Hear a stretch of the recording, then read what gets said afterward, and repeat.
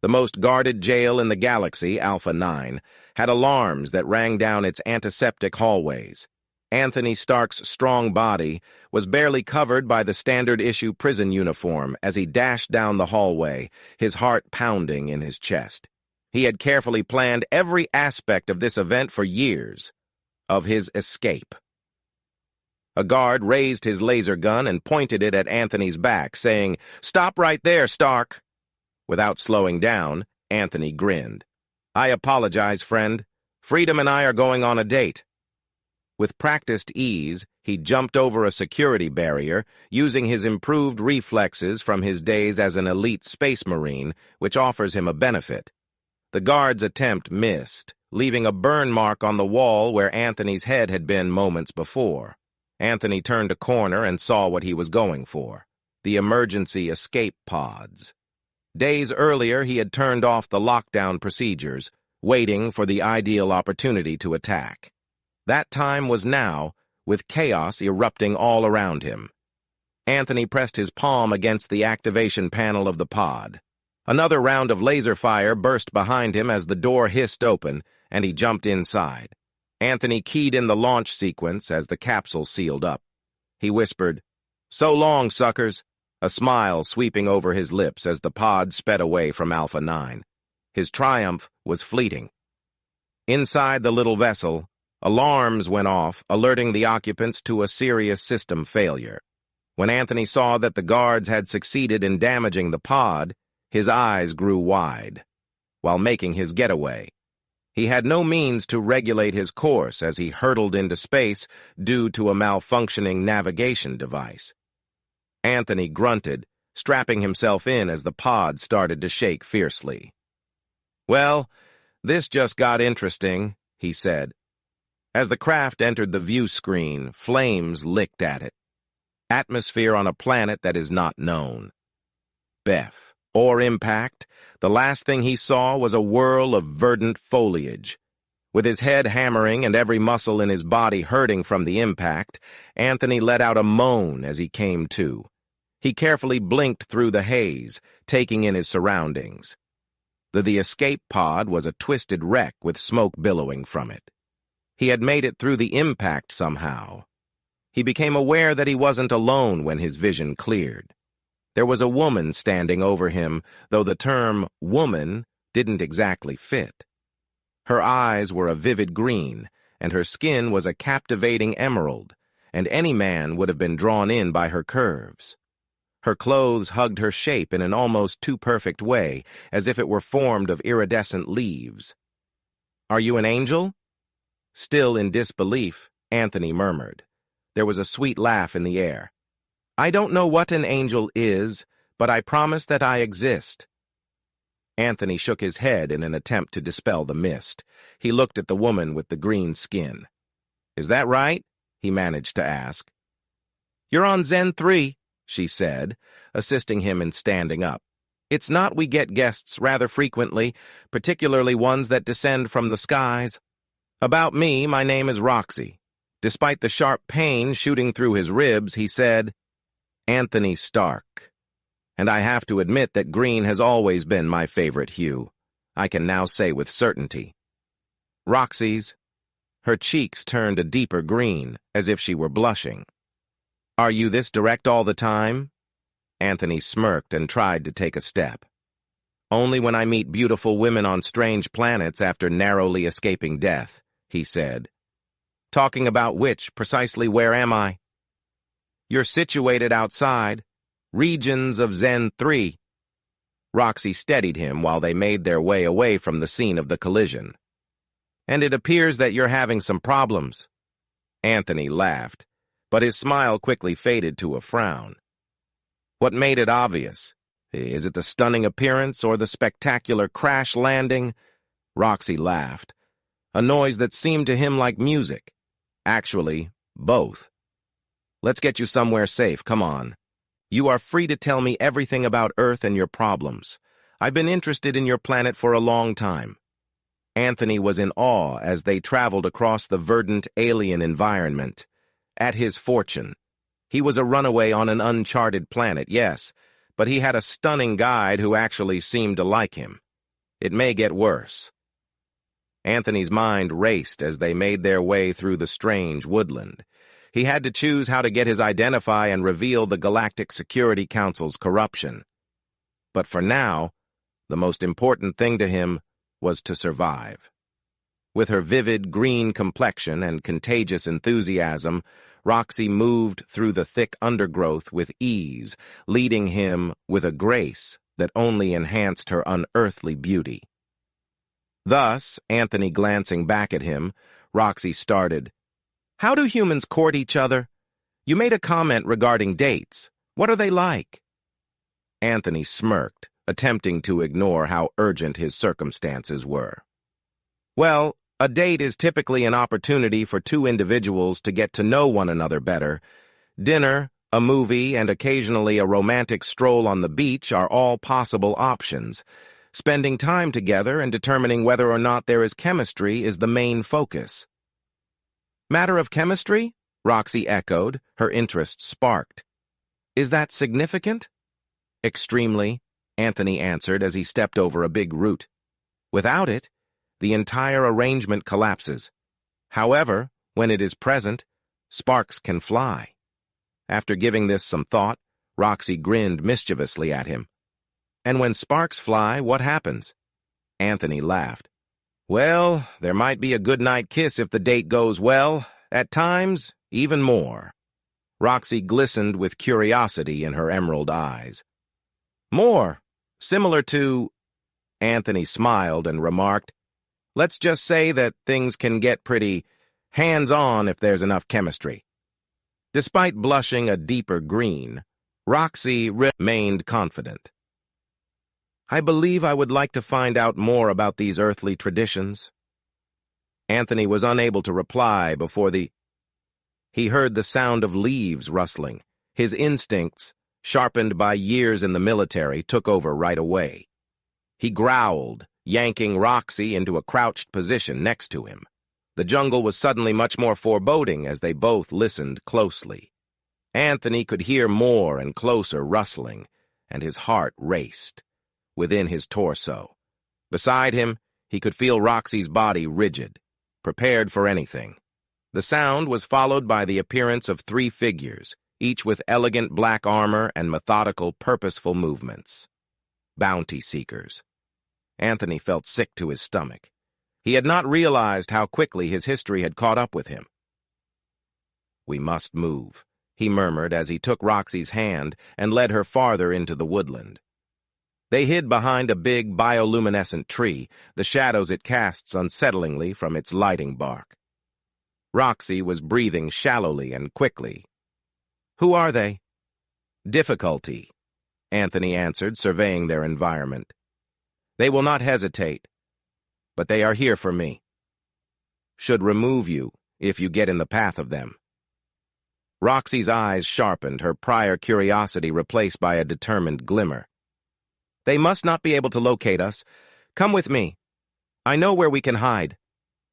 Roxy led the way, and they made quick work of the thick undergrowth. Anthony was amazed at how easily she moved across the ground, each step deliberate and elegant.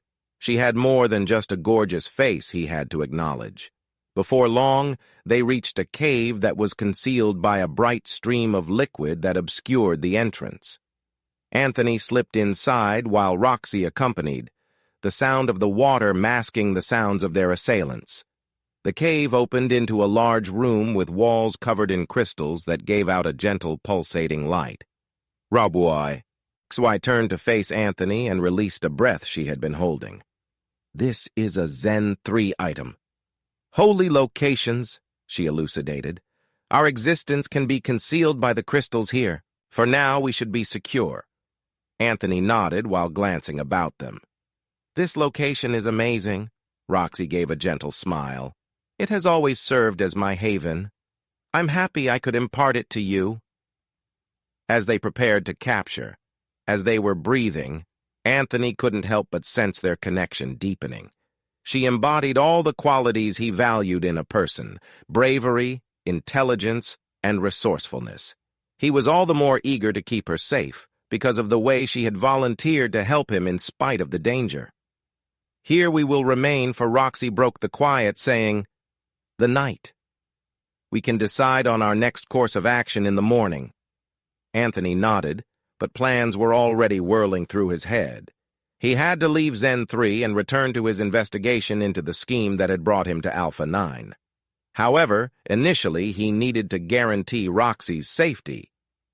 Anthony felt certain that he was fighting for more than just his own freedom as they sat in the crystal glow, their bodies near enough to feel one another's warmth. He, too, was fighting for her. As the triple suns of Zen 3 sank, extending their shadows across the pristine sands, Anthony and Roxy proceeded towards the former communications array. Though the bioluminescent alien woodland surrounded them was alive with activity, Anthony's attention remained fixed on the task at hand. He had to send the abandoned array was his greatest chance to get the evidence he'd found to the correct people. But the bounty hunters were still after them, and he could sense the pressure of their predicament mounting. With her characteristic grace and her vivid green skin, Roxy led the way, virtually disappearing into the trees. Her playful manner had given way to a strong resolve, even in the face of peril. Anthony couldn't help but be impressed by her fortitude. "We're almost there," Roxy remarked in a firm voice. Her eyes glistened with a mix of optimism as she turned to look back at Anthony, and tenacity. "The array is just beyond this ridge." As they ascended the slope, they caught a glimpse of the former communications array below. Covered in vines and half buried by the shifting sands, it stood tall like a relic from a different period. The scene was full of Anthony feeling full of purpose again. Anthony uttered the words, "This is it," more to himself than to Roxy. "After I transmit this message, the truth will be known. They will no longer be able to hide it." Roxy grinned and squeezed his hand warmly. "Anthony, you've got this, and I'll be with you right here." They descended to the array, but as they got closer, Anthony's keen senses detected motion in the shadows. He motioned to Roxy to halt with a raised hand. "Hold on," he muttered. "We're not alone." As soon as he finished speaking, from the shadows came several figures, burly hunters, their black armor shining menacingly in the last of the light. They were located. Anthony muttered obscenities. After a brief assessment, he counted 6 of them, all of them carrying heavy weapons. He was able to remove several, but not all of them at once. Moreover, he refused to put Roxy's security at danger by engaging in a direct conflict. One of the bounty hunters yelled, "Anthony Stark!" his voice muffled by his helmet. "Dead or alive, you're coming with us. Don't add unnecessary complexity to this." Anthony moved to the front of Roxy, using his body to protect her. "I'm not leaving you behind," he retorted in a steady, icy tone. "But I'm willing to give you one chance to walk away." The lead hunter gave a grim laugh. "Brave words for a man outnumbered 6-1. Make that 6-2. With a defiant expression in her eyes, Roxy stepped up beside Anthony and spoke. The hunter looked at her, his helmet tipped slightly. "And girl, what are your plans? You are not in this struggle." "It is now," Roxy retorted in an unwavering tone. The confrontation was tight, with every muscle in Anthony's body contorted, prepared to strike. However, just as things looked like they were about to go violent, a deep rumble shook the ground beneath them. While the bounty seekers were bewildered, Anthony took advantage of the pause to entice Roxy back to the array. The ground erupted behind the bounty seekers as the rumble intensified. Out of the soil sprung a monstrous beast, nearly 3 times the size of a man, whose scales reflected light in a dizzying kaleidoscope of hues. With an ear-splitting howl, its eyes latching onto the trespassers' gang, the beast charged, its huge claws shredding through armor like paper before the bounty hunters could even react. With their whole focus distracted, the hunters scurried to protect themselves, and the scene collapsed into chaos. "This is our chance," Anthony yelled and dragged Roxy over to the control panel of the array. They arrived in time to witness the beast unleash another deafening roar, swiftly dispatching the hunters who had come to apprehend Anthony. With lightning speed, he reached the panel and ran his fingers over the controls. The array flickered into action, old circuits buzzing for the first time in years as they came back up. After a brief period of flickering, the screen steadied, and Anthony started sending the data he had collected. He whispered, "Come on, come on," as he observed the data streaming out into the galaxy. He needed to do it before the power supply for the array failed. Roxy positioned herself beside him, glancing over the battleground. The majority of the bounty hunters had been eliminated by the beast, but few were still battling back, their blaster fire illuminating the night. With a tinge of urgency, Roxy said, "We have to go, Anthony." "That thing won't hold them off forever." "Almost there," Anthony said while maintaining eye contact with the screen. The transmission bar was almost at capacity. "A few more seconds, please." Once more, the earth quivered, and Anthony could hear the thing getting closer. He noticed it when he turned to look back. Slay the final hunter, its blood-stained claws shining. With its gigantic head swinging toward them, the beast directed its focus toward the array. "Got it!" Just as the transmission finished, Anthony yelled. He snatched Roxy's hand and tore the drive off the panel. "Let's move!" They ran from the array, sounding a roar that reverberated throughout the canyon as it charged. The beast was closing in on them, and they could feel the earth trembling beneath their feet. Anthony turned to witness the beast smash into the array as soon as they reached the ridge. To bits. "That was too close," Roxy gasped, holding Anthony's hand tightly. "Yes," Anthony replied, his heart continuing to race. "However, it's finished. The truth is now known. It is unstoppable." With a look of both relief and admiration on her face, Roxy glanced up at him. "You carried out that, Anthony." He corrected her, drawing her into a close embrace. "We did it," he said. The tumult and danger momentarily vanished, leaving just the comforting warmth of her in his arms. Anthony couldn't help but grin as they stood there gathering their breath. The conflict had not ended. Not by a long shot, but he thought they actually had a chance to win for the first time in a long time. And he knew that with Roxy by his side, they could face the next challenge together.